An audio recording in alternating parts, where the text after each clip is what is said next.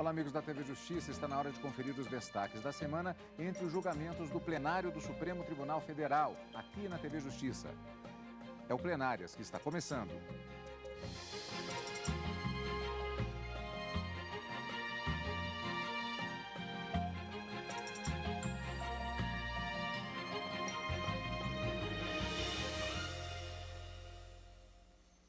Hoje com os destaques das sessões plenárias dos dias 27 e 28 de abril de 2016. Karina, uma semana que foi marcada por discussões centradas em processos específicos. Às vezes nós temos aquelas semanas em que há uma grande quantidade de processos, muitas vezes também com a repercussão em cima de processos que estão sobrestados, fazendo com que haja uma decisão que valha para muita expectativa que existe em outros tribunais, muitas vezes. Essa semana ela foi um pouquinho diferente. Esse foco específico é um debate que foi adiado por proposição do plenário a partir de determinação, ou melhor, de sugestão do ministro Roberto Barroso, e também um outro caso de uma decisão que ela não foi tomada porque houve pedido de vista. No entanto, parece que nós já temos uma maioria formada. Então, uma semana com características próprias, digamos assim. Dois grandes julgamentos foram iniciados nessa semana. A análise na quarta-feira de 3 mandados de segurança, que já continham liminares concedidas pelo ministro relator Edson Fachin, e a análise do mérito, que começou na quarta, mas que houve uma proposta, como você disse, de sobrestamento do julgamento pelo prazo de 60 dias, por entender a maioria dos ministros que se tratava de uma questão que deveria ser resolvida muito mais no plano político, executivo e legislativo, do que trazido ao judiciário. Judicializar a questão da dívida dos estados com a União talvez não seria a melhor opção que executivo e legislativo deveriam tomar. E em razão disso, os ministros acordaram, a princípio havia uma proposta de 30 dias, mas acordaram que 60 dias seria um prazo razoável para que tanto os estados quanto a União possam sentar e discutir e criar um projeto de lei no âmbito do Poder Legislativo para minimizar os prejuízos tanto para o Estado quanto pela União. O ministro Edson Fachin votou quanto ao mérito nos 3 mandados de segurança, em que se discutia justamente a capitalização dos juros ou a aplicação dos juros na renegociação da dívida dos estados com a União. Mas ele sequer chegou a adentrar esse mérito em razão de uma inconstitucionalidade formal que ele via na lei e acabou julgando pela improcedência, né, desses 3 mandados de segurança. Mas, como eu disse, o julgamento foi sobrestado em razão dessa proposição do ministro Luiz Roberto Barroso, que foi aderida pelos ministros na quarta-feira. E na quinta, um outro grande julgamento também se iniciou e que trata sobre alterações feitas na Lei de Direitos Autorais em 2003, que, segundo o próprio ministro Luiz Fux, relator de 2 ações diretas de inconstitucionalidade, questionam uma lei de 2013 que teria alterado aquela Lei dos Direitos Autorais e que poderia ser considerado o novo marco regulatório na gestão dos direitos autorais no Brasil. Várias inconstitucionalidades foram apontadas, vários princípios constitucionais apontados como violados por esse novo marco regulatório. Houve o voto do ministro Luiz Fux, outros ministros já votaram, mas o ministro Marco Aurélio pediu vista, mais um julgamento, portanto, sobrestado agora em razão do pedido de vista. Uma maioria já se formou, 6 votos a favor da constitucionalidade da norma, mas ainda faltam 5 ministros votarem e a gente tem que aguardar o resultado desse julgamento numa outra sessão, quando então o ministro Marco Aurélio trouxer o voto vista. E aquela velha história, né, Karina? Às vezes, de acordo com o que seja apresentado no voto vista, eventualmente pode haver até alguma modificação. Uma evolução de votos, exatamente. A evolução do voto é uma circunstância difícil de acontecer, mas até o encerramento do julgamento é possível que o ministro mude e talvez ele visualize no voto vista algo que teria passado despercebido e isso faz com que ele mude de opinião. Muitas vezes isso não são comuns, essa situação não é comum de acontecer no plenário, mas ela é absolutamente possível até o resultado final, até o término do julgamento. Uma vez finalizado o julgamento, aí essa modificação já não é mais possível. Isso já foi na quinta-feira. Vamos, primeiramente, conferir como foi a sessão plenária desta quarta-feira. O Supremo Tribunal Federal adiou, como já adiantou a Karina, por 2 meses, 60 dias, a decisão sobre qual tipo de juro deve ser cobrado na dívida dos estados com a União. Durante este tempo, estão mantidas as liminares concedidas a 11 estados.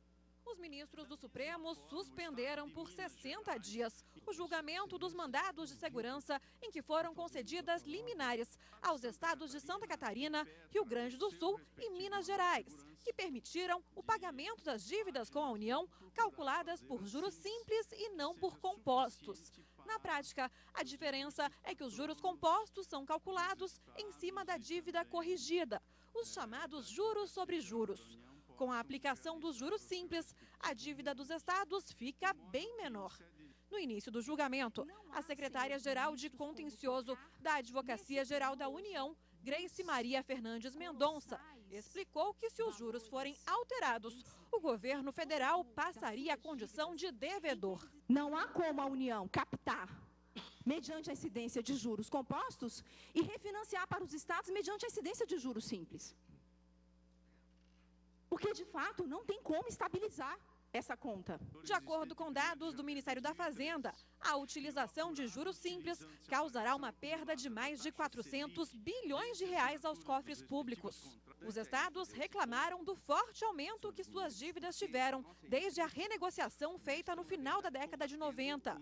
O relator ministro Edson Fachin votou pela revogação das liminares, explicando que a lei que concedeu desconto na dívida dos estados é inconstitucional, porque foi proposta pelo Legislativo e não pela União. Esse grau de concretude retira da lei orçamentária anual a previsão de arrecadação e, na linha dos precedentes acima indicados, há, portanto, em meu modo de ver, inconstitucionalidade na concessão de desconto na dívida dos estados como outorgado por lei de iniciativa parlamentar. A esse ponto, senhor presidente, também sustentarei que há uma inconstitucionalidade material da Lei Complementar 151, não sem antes assentar a Vossa Excelência, senhor presidente e os eminentes pares, que reconheço, como apontaram os governadores, especialmente na mesa de diálogo que realizei dia 19 de abril de 2016, que são graves os problemas financeiros porque passam os estados. De outro lado, são também nítidas as limitações de caixa da União, como afirmou o ministro do Estado da Fazenda. No âmbito do federalismo fiscal e cooperativo, a solução a rigor deve ser buscada entre as duas esferas da federação. A definição técnico-jurídica que ora apresento se limita a reconhecer que a via adotada por meio da Lei 151 não é constitucionalmente adequada, sem embargo, de também reconhecer que cabe aos entes da federação buscar caminho dentro da moldura constitucional, conforme explicitei e passo a detalhar quanto à inconstitucionalidade material, dizendo o seguinte: ainda que fosse superado o vício da inconstitucionalidade formal, é preciso reconhecer que a Lei 151, ao afetar diretamente o Programa de Apoio à Reestruturação e ao Ajuste Fiscal dos Estados, instituído pela Lei 9496, deve se submeter às limitações ordinariamente atribuídas ao administrador público, sob pena de ofensa ao artigo 167, especialmente inciso 1º e 2º da Constituição Federal, que reproduzo por inteiro aqui nesta proposta de voto. E digo que as normas contidas nesse artigo consubstanciam obrigações constitucionais que materializam os princípios do planejamento e da organização orçamentária.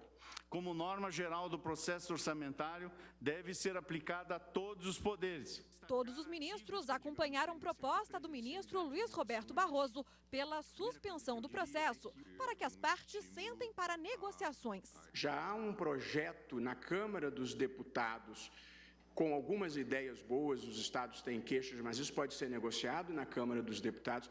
Ou seja, eu acho que nós deveríamos fazer um esforço de devolver essa discussão para a política e para a negociação. Há um problema no Brasil em que tudo está sendo judicializado. O judiciário, curioso dizer isso porque nós somos juízes, mas essa é uma instância patológica da vida. A questão só chega ao judiciário porque teve briga.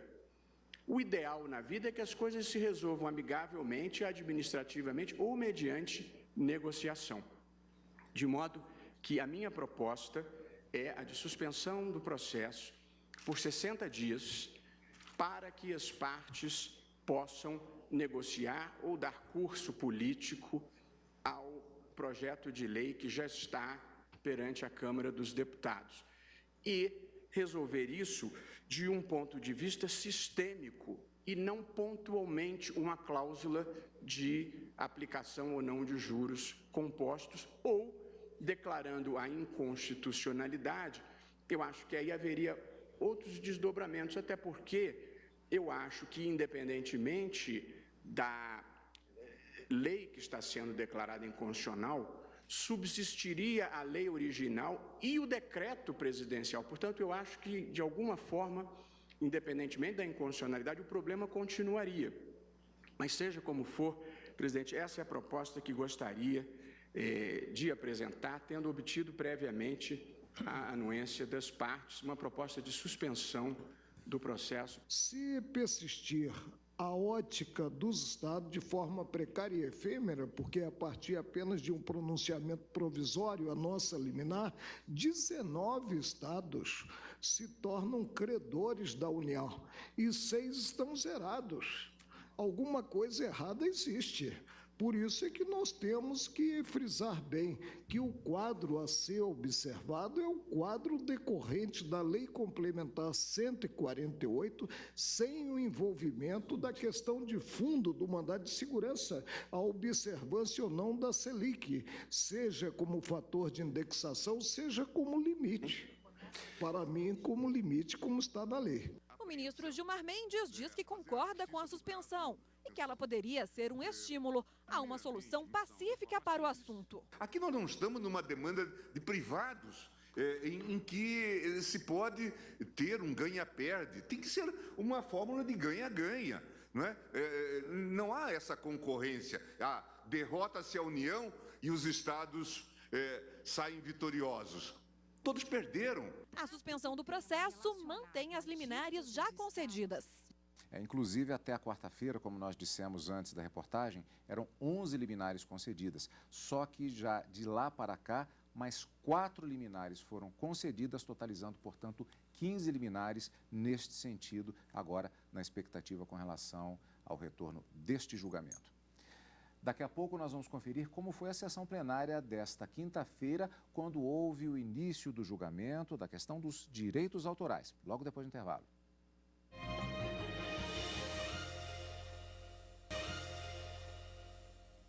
Estamos de volta com o Plenárias. Daqui a pouquinho vamos ver como foi a sessão plenária desta quinta-feira. Mas, Karina, antes vamos voltar um pouquinho na sessão plenária da quarta-feira. Como vimos, houve as liminares, permanecem as liminares na expectativa deste sobrestamento que foi aprovado pelo plenário. Nesse meio período, até que haja o julgamento, valendo as liminares, o pagamento das dívidas estaduais fica sendo feito com base nos juros simples? Exatamente. As liminares foram concedidas para que os estados não pudessem ser prejudicados ou penalizados pela União em razão do seu inadimplemento.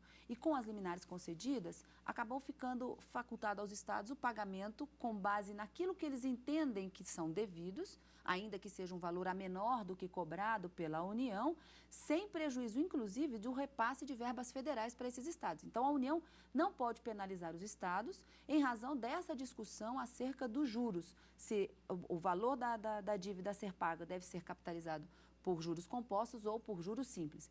O ministro Edson Fachin, na sua decisão proferida na quarta-feira, quando então ele negava provimento a esses 3 mandados de segurança e cassava as 3 liminares que haviam sido concedidas, ele não chegou a adentrar a essa discussão dos mandados de segurança por reconhecer uma inconstitucionalidade formal com relação ao desconto que havia sido concedido pela Lei 151 de 2015, entendendo que essa lei ela padecia de vício formal de iniciativa, não poderia ter sido proposta por parlamentares, já que ela tem reflexo efetivo no orçamento da União e que, portanto, haveria essa inconstitucionalidade.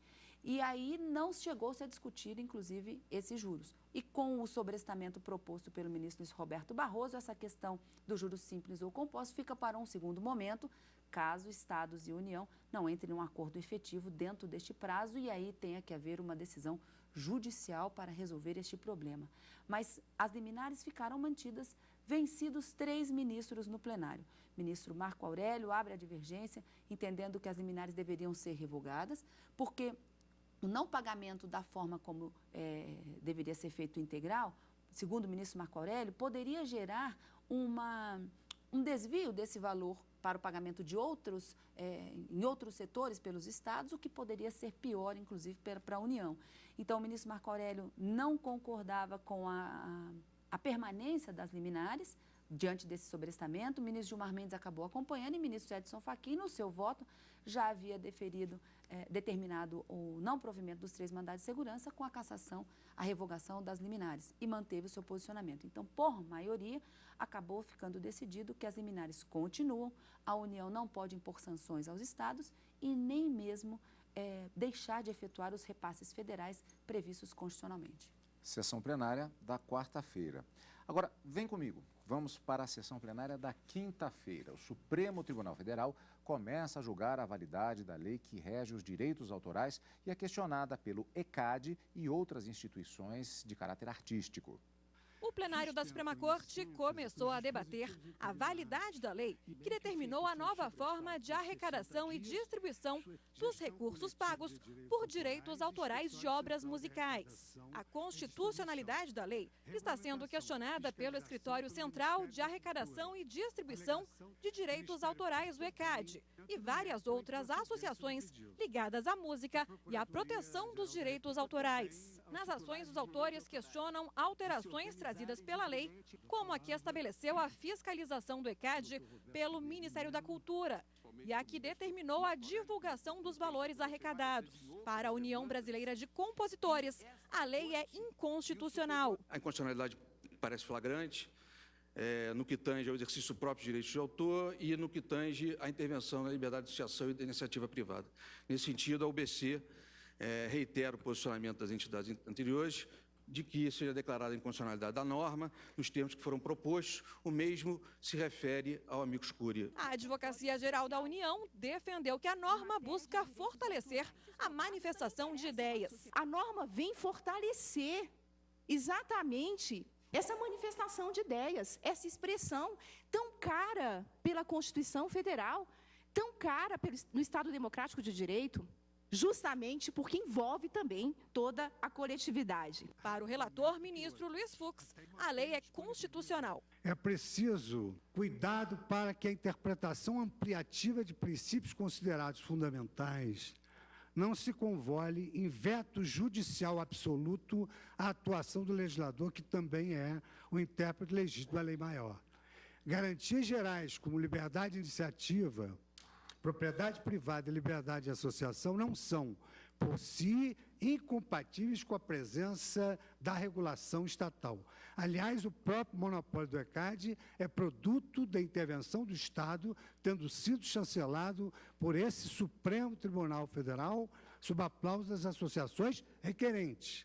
Daí a necessária cautela para que a retórica dos direitos fundamentais não se torne insaciável devoradora do espaço político de deliberação coletiva, na sugestiva expressão de Ana Pintore ao tratar do direito da democracia. A propósito, o último parágrafo, ressalto que na experiência internacional, em diferentes democracias constitucionais, é variado o grau de participação do Estado na gestão coletiva de direitos autorais. E aqui eu cito uma coleção de textos exatamente sobre o tema. A pluralidade de regimes sugere que não exista um modelo único, perfeito e acabado de atuação estatal nesse campo. O maior ou menor protagonismo do poder público depende das escolhas políticas das maiorias eleitas. No Brasil, em 1973, a Lei 5988 previu um modelo regulatório com ampla supervisão estatal. Em 1988, com a Lei 9610, optou-se por não haver supervisão pública. Em 2013, já sob a égide da novel Constituição, a Lei 2853 retomou com prudência e cautela, como pude constatar, o monitoramento agora exercido pelo Ministério da Cultura. No meu modo de ver, essa experimentação de diferentes modelos ao longo dos tempos é da essência do jogo democrático.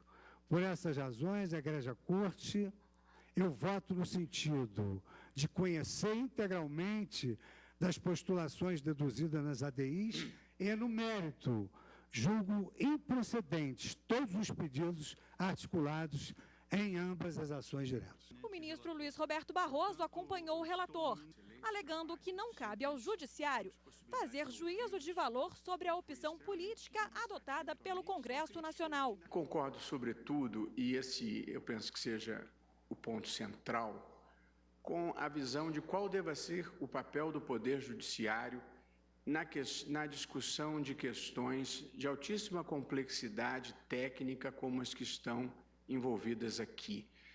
E, portanto, não acho que o Judiciário deva desempenhar o papel de rever o mérito de determinadas decisões políticas. Acho que a nós cabe controlar vícios de procedimentos que tiverem ocorrido, evidentemente, vícios de confronto ostensivo da norma infraconstitucional com a Constituição ou de manifesta irrazoabilidade intrínseca do conteúdo dessas normas. E penso que esses vícios não se revelam de maneira nítida aqui. O que se pode fazer, eventualmente, são críticas de natureza política quanto ao grau de intervenção, a conveniência da intervenção, e eu compreendo as muitas manifestações feitas da tribuna, mas não acho que o papel do Judiciário seja o de um revisor de juízos políticos feitos pelo Legislativo, para que nós possamos sobrepor as nossas preferências àquelas que foram manifestadas pelos representantes políticos. De modo que, tendo em vista esta limitação, presidente, eu tenho um voto mais ou menos da mesma extensão do ministro Luiz Fux, mas eu não vou lê-lo, e tenho um brevíssimo resumo que expressam, em concordância com o relator, a minha visão nessa matéria. As entidades de gestão coletiva exercem importante função social ao facilitar trocas voluntárias de mercado envolvendo direitos de propriedade, o que justifica o interesse público pelo seu correto funcionamento. Portanto, não acho que haja invasão indevida do poder público em atividade estritamente privada pelas razões que foram, a meu ver, adequadamente expostas pelo eminente relator. O julgamento foi suspenso por um pedido de vista do ministro Marco Aurélio. Bom, Karina, algumas questões relacionadas a esse julgamento, houve pedido de vista, mas houve votos apresentados, inclusive o ministro Ricardo Lewandowski até chegou a apresentar voto, mas ele acabou retrocedendo na medida que ele pensava que o ministro Marco Aurélio tinha votado, inclusive, mas há já alguns votos apresentados. Volta depois com o voto de vista do ministro Marco Aurélio. Nos argumentos apresentados, tanto pela ECAD como pelas instituições artísticas, há várias questões que envolvem, inclusive, inconstitucionalidade formal e material. Que argumentos são apresentados? Em relação à inconstitucionalidade formal, que acabou sendo refutada pelo ministro Luiz Fux, havia uma alegação de que a tramitação desta lei, desse marco regulatório, na lei de 2013, que traz toda essa alteração na gestão coletiva de direitos autorais, ela teria tramitado em caráter de urgência e que isso não poderia acontecer em razão da própria Constituição determinar que não deveria ser dessa forma. Então, alegava-se uma inconstitucionalidade formal, que foi refutada pelo ministro Luiz Fux, como eu disse, e pelos demais ministros que acabaram acompanhando. E com relação à inconstitucionalidade material, diversos direitos fundamentais, individuais, envolvendo os direitos de propriedade intelectual, foram argumentados, inclusive os direitos da livre iniciativa, da propriedade privada, direitos que afetam, que são princípios da ordem econômica, então que alegam que estaria havendo uma ingerência muito grande do Estado nas associações e que isso violavam direitos, inclusive, previstos no artigo 5º da Constituição, que é a liberdade de associação. Então, direitos como liberdade de associação, direito de intimidade, desproporcionalidade da lei, uma intervenção estatal, como somente pôde se ver antes da Constituição de 88, na época do Estado despótico que a gente vivia, na época da ditadura, todos esses argumentos eram trazidos para tentar afastar essa fiscalização feita acerca das associações e do ECAD.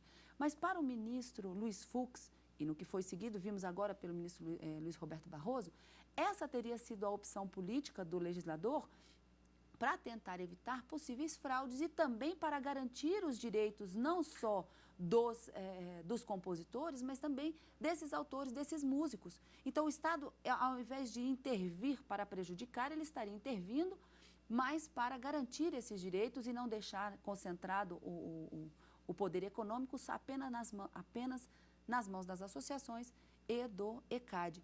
E toda essa legislação, essa lei de 2013, ela teria sido fruto de uma comissão parlamentar de inquérito que aconteceu no âmbito do Congresso Nacional, em que se verificou que esse domínio econômico estava justamente nas mãos do ECAD, que estava havendo, inclusive, a formação de cartéis. Então, apuradas algumas irregularidades, o Congresso Nacional tomou a frente e criou essa lei no afã de proteger músicos e compositores, e não de prejudicá-los, como de forma, nas duas ações diretas de inconstitucionalidade, se coloca aqui.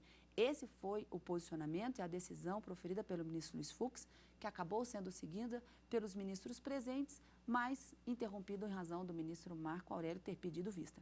Ainda faltam votar, então, o ministro Marco Aurélio, Ricardo Lewandowski, ministro Dias Toffoli, Gilmar Mendes e Celso de Mello, que estavam ausentes justificadamente da sessão plenária da quinta-feira.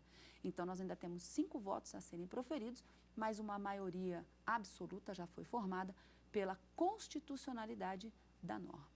Sessão plenária da quinta-feira e por aqui nós vamos ficando com os destaques da semana no plenário do Supremo Tribunal Federal. Semana que vem tem mais. Encontro marcado na quarta e quinta-feira ao vivo, direto do plenário, e no final de semana com plenárias. Obrigado pela sua companhia e continue conosco na TV Justiça.